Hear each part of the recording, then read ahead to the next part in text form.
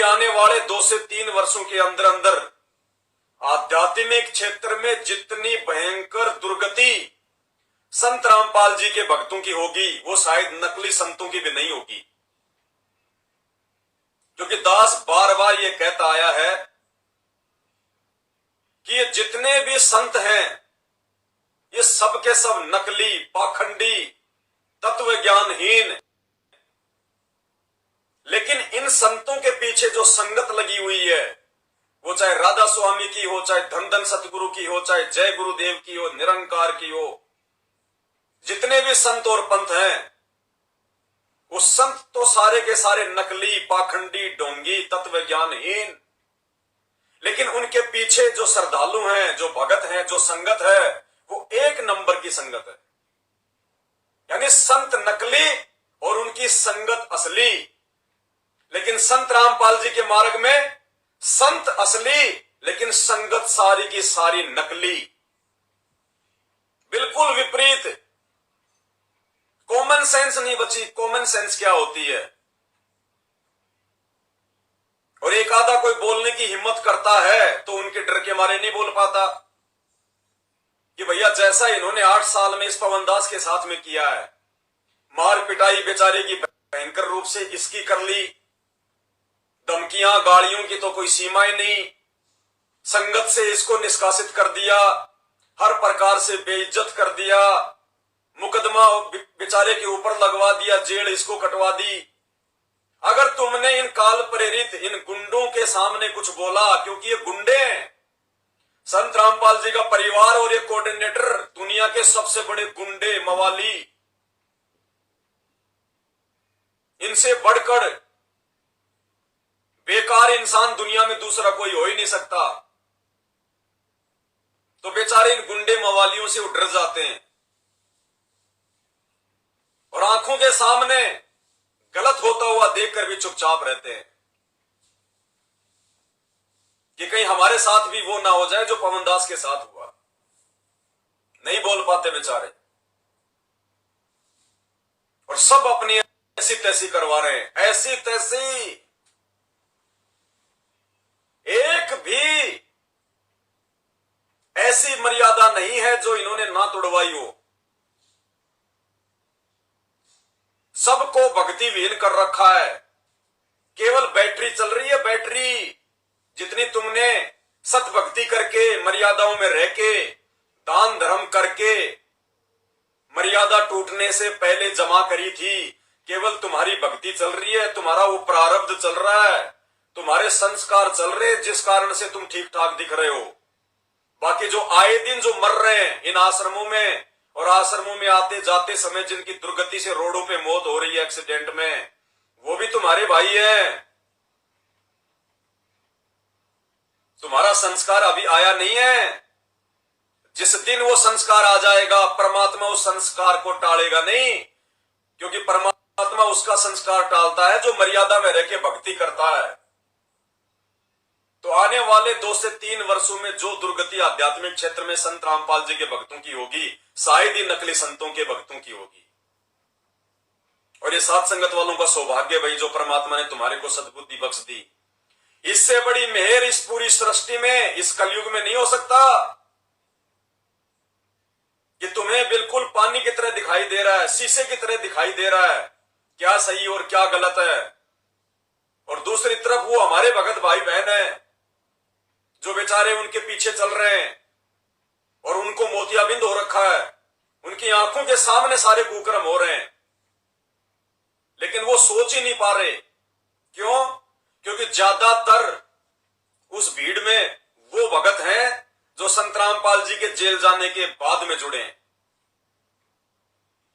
ज्यादातर संगत वो है जो संत रामपाल जी के जेल जाने के बाद में जुड़ी है और उनको बेचारों को ना तो किसी को मर्यादा बताई जाती है, ना कोई नियम बताए जाते हैं, ना उनको ज्ञान समझने दिया जाता है। नाम लेके जाता नहीं, उससे पहले तो फोन आ जाता कि आदेश आ गया गुरुजी का, धनाना धाम में 3 दिन का पाठ है, ज्योति कराओ, पाठ कराओ, आश्रम में काम चल रहा है धार्मिक धंधे के लिए, आओ दीवारें खिंचवाओ, मजदूरी करो। क्या करे बेचारे, समझना चाहें तो संगत में तानाशाही फरमान पारित कर रखा है कि अगर किसी ने उस पवन दास के वीडियो देख लिए तो नाम खंड हो जाएगा। क्या करे, बेचारों को अफ्रीका के गुलाम बना रखा है, सबको जंजीरों में जकड़ रखा है, और ये सब की परीक्षा ले रहा है वो अंतर्यामी परमात्मा हिसार जेल में बैठ के। उसको सब पता है, सब पता है उसको। अंतर्यामी एक तुम, आत्म के आधार, जो तुम छोड़ो आज तो मोई कौन उतारे पार। अगर काल के कहर से बचना चाहते हो तो भैया सात संगति के वीडियो देखना शुरू कर दो। फेसबुक पे जाके सर्च करो पवन दास इज लाइव, मानव धर्मी पवन दास, और अपना जीवन बचा लो, अपनी मर्यादा बचा लो, अपनी भक्ति बचा लो। अन्यथा इस धरती पर एक कुत्ते को भी अच्छी मौत आएगी लेकिन संत रामपाल जी के भक्तों को नहीं आएगी। इतना ज्ञान लेने के बाद, इतने समझदार बनने के बाद, मूल ज्ञान ग्रहण करने के बाद, और इतनी बड़ी गलतियां कर रहे हो, तुम्हें तो नरक में ठिकाना नहीं मिलेगा। नरक में भी,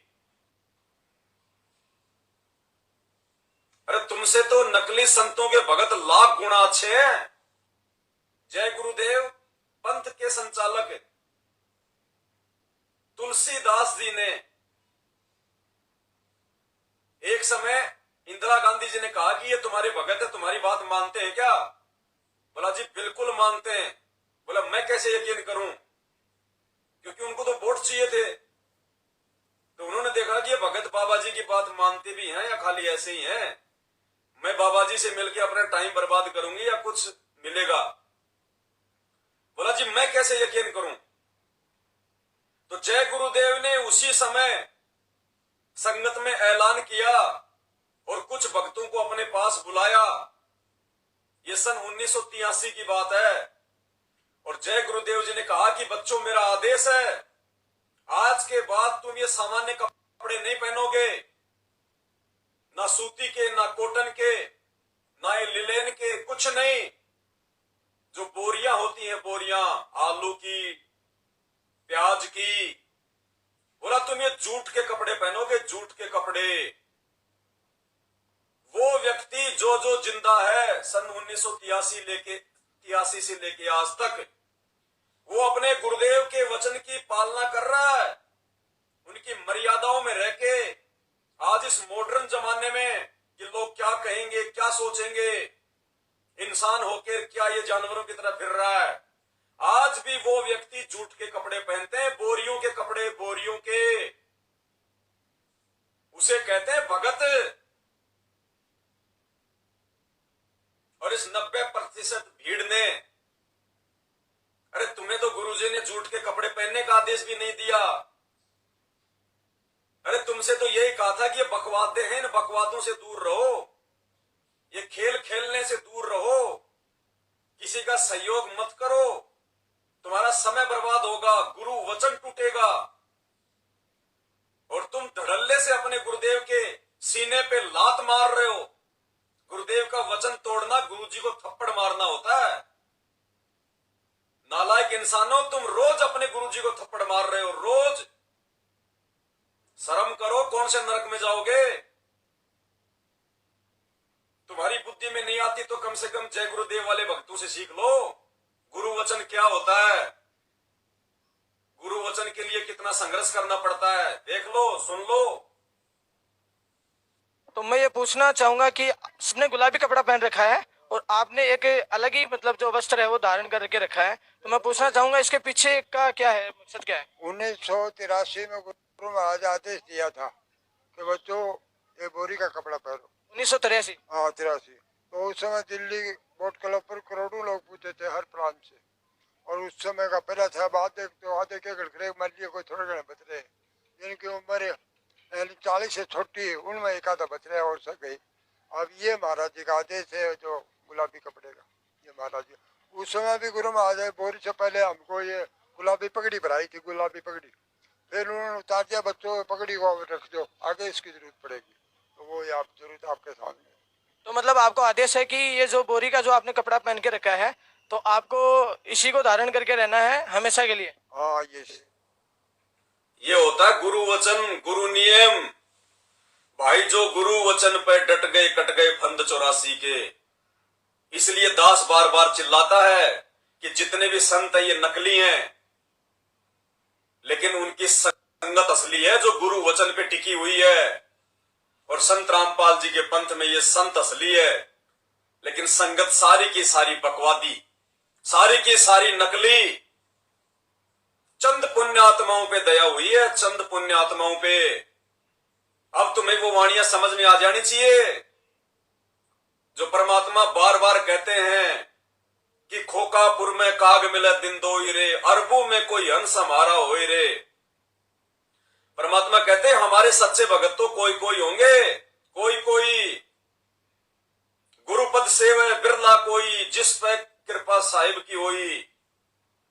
दास गरीब कह नर लोई, सतगुरु चिन्ह बिरला कोई। ये संसार विघन की घाटी, कोई निकलेगा बिरला सूर। सड़दल दोनों दीन का, मन में दोष न धार। सतगुरु का कोई एक है, काल का सब संसार। अब भी अगर तुम्हारी बात दिमाग में ये वाणियां नहीं आ रही हैं, अरे टीचर कभी बच्चे को नहीं कहता कि तू फेल हो जाएगा, लेकिन वो ये भी कहता है कि जो सही क्वेश्चन का आंसर देगा वही पास होगा। तो संत रामपाल जी का आध्यात्मिक टीचर हैं, वो कभी नहीं कहेंगे कि केवल 10, 20, 50, 100 एक जाएंगे। वो तो ये कहेंगे बच्चों पढ़ो, सब सतलोक चलेंगे, जहाज के जहाज भर के जाएंगे। लेकिन ये जहाज के जहाज भर के जाने वाले ये कर्म किए जा रहे हैं क्या? एक भी क्या होता है जो सतलोक आश्रम मैनेजमेंट हरियाणा के साथ में जुड़े हुए हैं, जो उनके किसी भी फर्जी आश्रम में जाते हैं, चाहे वो सतलोक आश्रम धनाना हो, सतलोक आश्रम मुंडका हो, सतलोक आश्रम सिंहपुरा हो, सतलोक आश्रम भिवानी हो, सतलोक आश्रम खमाणो हो, सतलोक आश्रम धूरी हो, सतलोक आश्रम सोजत हो, सतलोक आश्रम बैतूल हो, सतलोक आश्रम इंदौर हो, या सतलोक आश्रम नेपाल का हो, सब के सब काल की जकड़ में हैं। सबके सब काल रूपी शिकारी की जाल में फंसे हुए हैं, और फिर भी यही गाते जा रहे हैं, शिकारी आवेगा, जाल बिछावेगा, दाना डालेगा, दाना खाएंगे नहीं तो फंसेंगे नहीं। और 8 साल से शिकारी ने तुम्हारे को ऐसा फंसा दिया, कभी राजनीति के जाल में, कभी आरक्षण के जाल में, कभी रक्तदान और देदान के जाल में, कभी ज्योति पाठ के जाल में है, और कभी ये स्टेडियम के जाल में, और आज नया जाल फेंका कबड्डी कबड्डी कबड्डी कबड्डी कबड्डी। एक दिन टूटेगी सबकी हड्डी, छोड़ेगा नहीं काल। भयंकर दुर्गति बिल्कुल ये प्रत्यक्ष दिखाई दे रही है तुम्हारे इन कर्मों के आधार से। तो सत्सेवक भाई बहनों से मेरी विशेष विनती है, मेरी प्रार्थना है, भाई और बहनों इतना जोर लगा के बोलने की मुझे आवश्यकता नहीं है, लेकिन जब इस प्रकार के कुकर्म और हमारे बाप के नाम की आड़ में, हमारे बाप के पीठ पीछे और उन बड़े बड़े समझे जाने वाले भक्तों के माध्यम से, नकली सार नाम प्राप्त भक्तों के माध्यम से जब ये कुकर्म करवाए जाते हैं, जिनके चलते हमारे ही भगत भाई बहन मौत के मुंह में जा रहे हैं और हमारे गुरुदेव का नाम जो है वो बदनाम होता है, तो भैया सीने में आग लगती है, दर्द होता है। वरना उनका परिवार चाहे लाख बार मरे, रोज मरे, वो तो मरे हुए हैं, काल ने मार रखा, वो तो काल की हद में, वो तो एजेंट है काल के, वो कभी भगत थे ही नहीं। संत रामपाल जी का परिवार कभी भगत था ही नहीं। इनको तो काल ने स्पेशल धरती पे भेजा हुआ है भक्तों की ऐसी तैसी करवाने के लिए, जैसे कमाल को भेजा था, लेकिन भगत बनने का नाटक उसने भी किया, और इसीलिए परमात्मा ने उसको मुर्दा से जिंदा किया था। अन्यथा उस कबीर भगवान को तो पता था कि आगे चल के ये मेरी संगत को तोड़ेगा। परमात्मा उसको मुर्दे से जिंदा ही ना करते, उसको अपने बेटे के रूप में अपने पास में रखते ही नहीं। लेकिन उस अंतर्यामी भगवान ने आज हमें सावधान करने के लिए वो कमाल को मुर्दे से जिंदा करके उदाहरण पेश किया कि जब वो कलयुग की पिछली पीढ़ी आएगी तो मेरे बच्चे इस कमाल के उदाहरण को देख के समझ जाएंगे कि काल हमेशा अपने एजेंट परमात्मा के आसपास ही भेजता है, उसके परिवार के रूप में भेजता है, उसके इर्द गिर्द भेजता है। भाई और बहनों, मेरा कोई स्वार्थ नहीं है। एक माई का लाल, ये कहते हैं हमारी 3 करोड़ की संगत है। ये तो इनके राजनीतिक दावपेच हैं, क्योंकि इन्होंने तो राजनेताओं को खुश करना है। इन लोगों ने तो राजनेताओं के तलवे चाटने अपने आश्रम चलाने के लिए। थोड़े दिनों में आपको इन आश्रमों में मैरिज गार्डन भी बनते हुए दिखाई देंगे, उन गांव वालों के लिए, धनाना वालों के लिए। क्यों? क्योंकि इनको तो आश्रम चलाना है। अगर ये सतलोक आश्रम मैनेजमेंट हरियाणा गुरुजी का एक कलयुगी परिवार अगर धनाना गांव वालों के चप्पल ना चाटे, धनाना गांव वालों की चापलूसी ना करे, अगर वहां के विधायक और सरपंचों की चापलूसी ना करे, राजनेताओं के तलवे ना चाटे, वहां के लोकल प्रशासन की चापलूसी ना करे, तो उस धनाना गांव में ये संत रामपाल जी के परिवार वाले एक छोटा सा नामदान सेंटर भी खोल के दिखा दो। 10 साल हो गए, एक छोटा सा नामदान सेंटर भी नहीं खोल पाए। धनाना गांव में इनकी औकात नहीं है। लेकिन दे दे के रिश्वत, चप्पल चाट चाट के राजनेताओं की, प्रशासन की, और आज ये धार्मिक धंधा कर रहे हैं वहां पे। और इनकी मजबूरी हो गई, अब इनकी मजबूरी हो गई अगर आश्रम चलाना है तो। वो आश्रम को चलाने के लिए इन्होंने गांव वालों के लिए स्टेडियम बनवाया। आश्रम चलाने के लिए इन्होंने गांव वालों के लिए 2-2 एम्बुलेंस चलाई। आश्रम चलाने के लिए इन्होंने गांव वालों के लिए फ्री में बसें चलाई।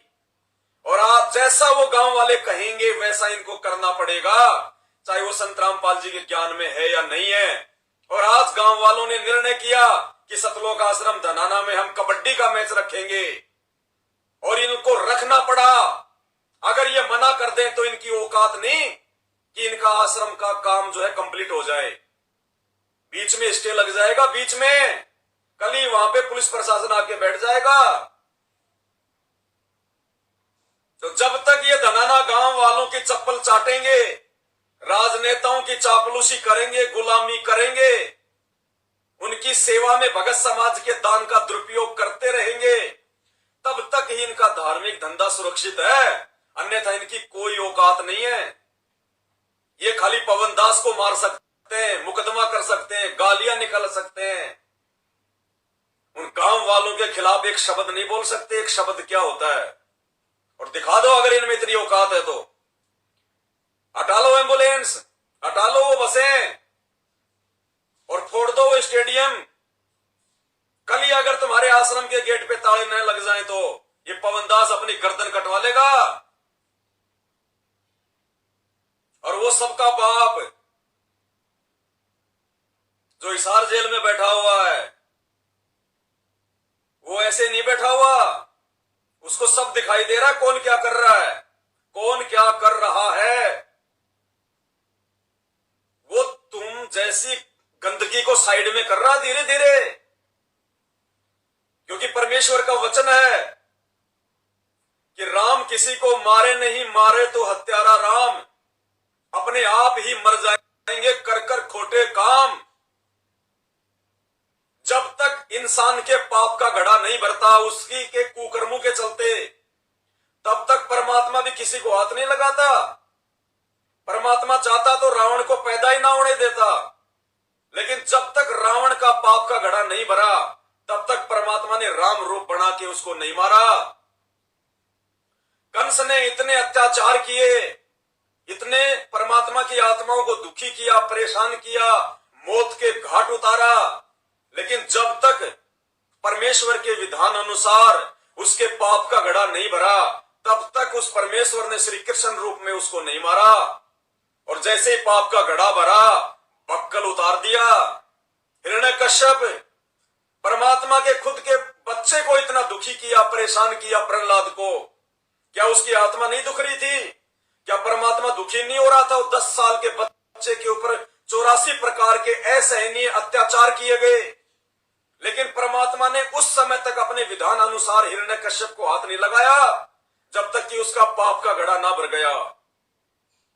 और आज वो ही हालत, वो सिचुएशन सतलोक आश्रम मैनेजमेंट हरियाणा के साथ में घटित होगी, संत रामपाल जी के कलयुगी परिवार के साथ घटित होगी, क्योंकि ये धीरे धीरे इस परमात्मा के विधान को तोड़ के, उनकी मर्यादाओं को तोड़ के, उनके ज्ञान को साइड में करके अपना मनमाना आचरण अपने धार्मिक धंधे के लिए, अपने स्वार्थ के लिए जो है लागू करके, और जितने भी कुकर्म ये करते जा रहे हैं पिछले 8-10 वर्षों से, शिशुपाल की तरह धीरे धीरे इनका पाप का घड़ा भर रहा है, धीरे धीरे। और जिस दिन वो 100वीं गाली का नंबर आ जाएगा, और जैसे श्री कृष्ण ने सुदर्शन चक्र से शिशुपाल का सिर धड़ से अलग कर दिया था, इनके खुद के कुकर्मों के चलते आप देख लेना, इनकी वो दुर्गतियां होंगे। दुनिया देखेगी ये क्या हो गया, संगत देखेगी ये क्या हो गया। शुक्र मनाओ साथ संगत से जुड़े हुए भाई बहनों, तुम्हें परमात्मा ने अलग छांट लिया। तुम परमेश्वर के वो हीरे मोती लाल हो जिनके लिए परमात्मा धरती पे आता है। गोता मारूं सुर्ग में, जा बैठूं पाताल, गरीबदास ढूंढता फिर वो अपने हीरे मोती लाल। आप और हम वो हीरे मोती लाल है परमात्मा के लिए, तभी तो परमात्मा ने हमें उस गंदगी से 8 साल से बचा लिया। 8 साल पहले ही परमात्मा ने वो कूड़े के ढेर से, सतलोक आश्रम मैनेजमेंट से, उस कलयुगी परिवार से दूर रखा। भले ही हमें थोड़ा सा संघर्ष करना पड़ा, लेकिन आज परमात्मा ने हमें अकाल मृत्यु से बचाया हुआ है। एक भी सत्सेवक, एक भी व्यक्ति ऐसा बता दो जो साथ संगति से जुड़ा हुआ है और जिसकी उंगली का नाखून तक उतरा हो 8 वर्षों में, एक भी। और उधर रोजाना सैकड़ों अकाल मौत मर रहे हैं, सैकड़ों। पूरी की पूरी बस एक्सीडेंट हो जाती है। महाराष्ट्र के लातूर जिले से हिसार की तारीख पे सन 2019 में 2 बस भर के आ रही थी। राजस्थान के नागौर में सुबह के 3 बजे रोड पर काला सांड आ जाने से एक्सीडेंट हुआ। बस पेड़ से टकराई और वो 13 के 13 भगत मरे एक्सीडेंट में। क्या भगवान को नहीं पता था इस बात का कि मेरे भगत मेरे दर्शनों के लिए आ रहे हैं? लेकिन भगवान के आदेश के खिलाफ जाओगे, भगवान के आदेश के विपरीत काम करोगे। कोई भी ऐरा गहरा भगवान के नाम पे पीला पर्चा निकाल देता है, नकली ऑडियो वीडियो निकाल देता है, नकली तुम्हारे को फरमान सुना देता है, और तुम आंख बंद करके भगवान का आदेश मान के फॉलो करोगे तो क्या होगा तुम्हारे साथ? यही होगा जो वर्तमान में हो रहा है, और आगे जो होगा वो किसी ने सोचा भी नहीं होगा। अप्रैल 2024 के बाद में तांडव मचेगा भविष्यवाणियों के अनुसार। 2020 में कोरोना आया और संत रामपाल जी के हजारों भगत बेमौत मरे, हजारों भगत सारनामी सतनामी। अरे छोटी सी बीमारी से यदि संत रामपाल जी ने उन मर्यादा विहीन लोगों को नहीं बचाया, तो आने वाले समय में जो तांडव मचने वाला है, प्राकृतिक हो चाहे वैश्विक हो चाहे मानव निर्मित हो, कैसे बचोगे? कौन बचाएगा? और कोरोना में अगर एक भी सत्सेवक को यदि अगर मृत्यु प्राप्त हुई हो तो बता दो एक का भी नाम।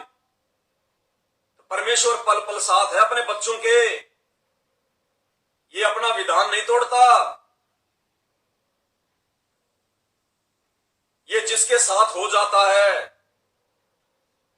जिसकी नजर, जिस आत्मा के ऊपर संत रामपाल जी की नजर टिक जाती है, वो उसे नजर निहाल कर देता है। दीनन के जी दयाल भक्ति बिरद मोहि दीजिए, खाने जाद गुलाम अपना कर जानिए। उन मर्यादित आत्माओं को संत रामपाल जी अपना मान लेता है और भगवान जिसको अपना मान लेता है फिर परमात्मा हर प्रकार से उसकी रक्षा करता है, भक्ति से भी और शरीर से भी। तो संत रामपाल जी ने केवल साध संगत से जुड़े हुए अपने बच्चों को अपना मान रखा है। ये बेड लगा रखा है परमात्मा का। सुबह शाम परमात्मा के बच्चे अपने अपने घर पे बेड लगा के, पलंग लगा के परमात्मा की चरण सेवा करते हैं। अपने गुरुदेव भगवान को सुबह शाम भोग आरती के साथ भोग लगाते हैं। वो तो तुम लोगों को पाखंड दिखाई देता है। जिन क्रियाओं से हम गुरुदेव के हृदय में जगह बना रहे हैं, अपना भाव बना रहे हैं, समर्पित होते जा रहे हैं परमात्मा के प्रति, ये क्रियाएं तो तुम्हें पाखंड दिखाई देती हैं। और ये 50-50 लाख के स्टेडियम, ये कबड्डी का मैच, 21-21 हजार रुपए का इनाम, ये तुम्हारे को बहुत बड़े सम्माननीय कार्य दिखाई दे रहे हैं। दुर्गति होगी, दुर्गति, और भयंकर वाली होगी, भयंकर वाली। कल ही 11 नंबर की ऑडियो आई हिसार जेल से, सुनी होगी आप लोगों ने। तो सुबह 5 बजे जाके नामदान केंद्रों पे बैठ जाते हो, सत्संग आएगा, सत्संग आएगा।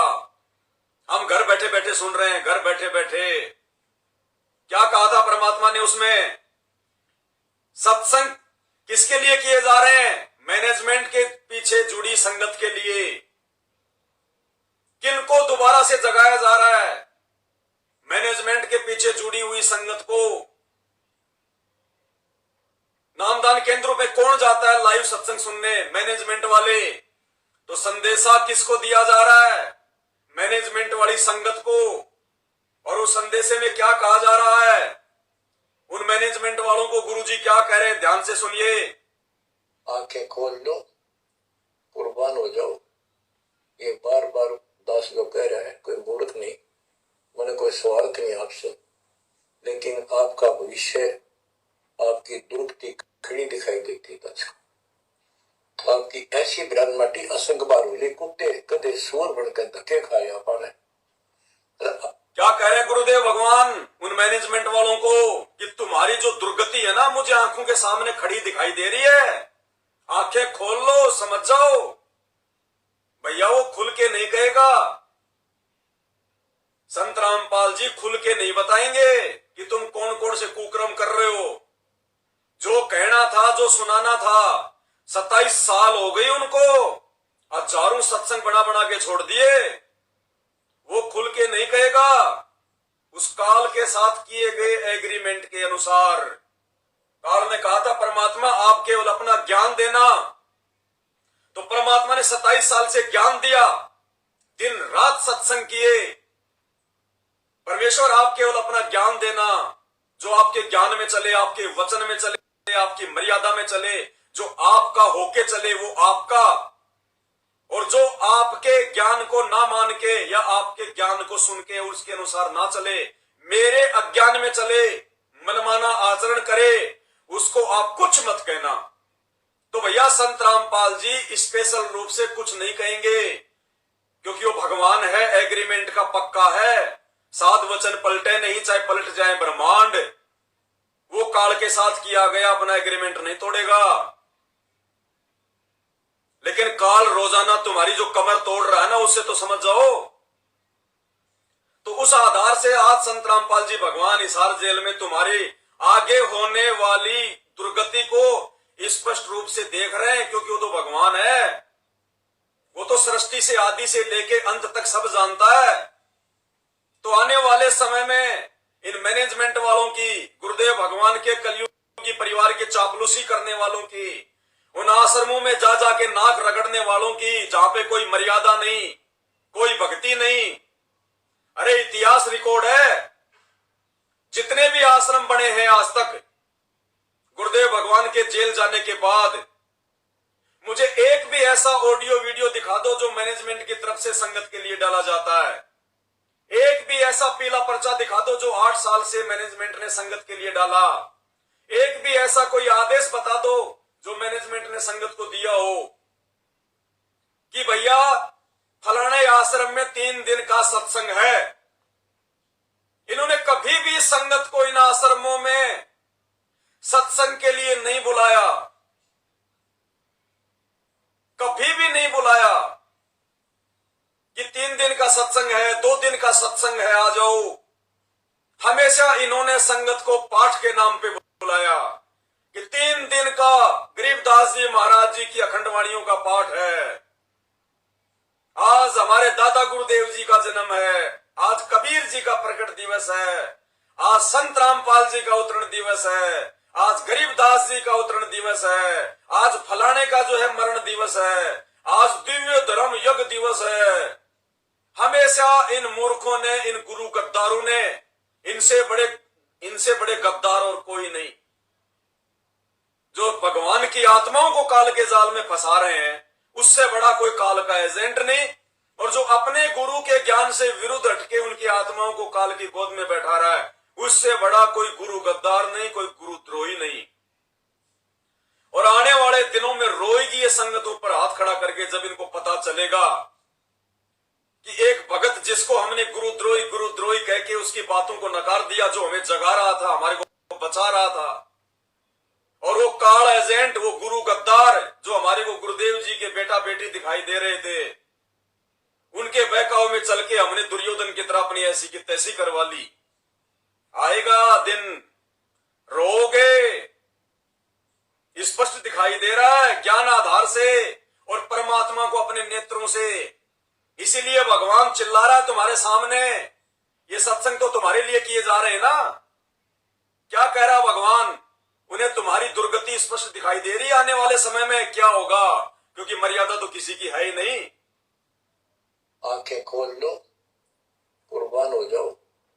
ये बार बार दास लोग कह रहे हैं, कोई मूर्ख नहीं, मैंने कोई स्वार्थ नहीं आपसे, लेकिन आपका भविष्य, आपकी दुर्गति खड़ी दिखाई देती दास को। आपकी ऐसी ग्रानमाटी असंग बार होली, कुत्ते कदे सूर बनकर धक्के खाए आप। अब भी डर नहीं लगता, अब तो ये नशा उतर जाना चाहिए आप लोगों का। क्या ये मैं भी बोलने जाऊं तुम सुने? अब भी डर नहीं लगता, अब तो ये नशा उतर जाना चाहिए तुम लोगों का। अगर इस संगत का नशा अगर उतर गया होता, संगत अगर ज्ञान को आधार बना के चलती और इनको डर लगता कि मर्यादा टूटेगी, तो परमात्मा सुबह सुबह 4 बजे तुम्हारे को लाइव में नहीं कहेंगे ये बात है। अगर तुम्हें डर लगता तो परमात्मा तुम्हें ये बात कभी नहीं कहेंगे, लेकिन क्या कह रहे हैं? अब भी डर नहीं लगता, सामने खड़ी दिखाई दे रही है दुर्गति परमात्मा को तुम्हारी, नालायको।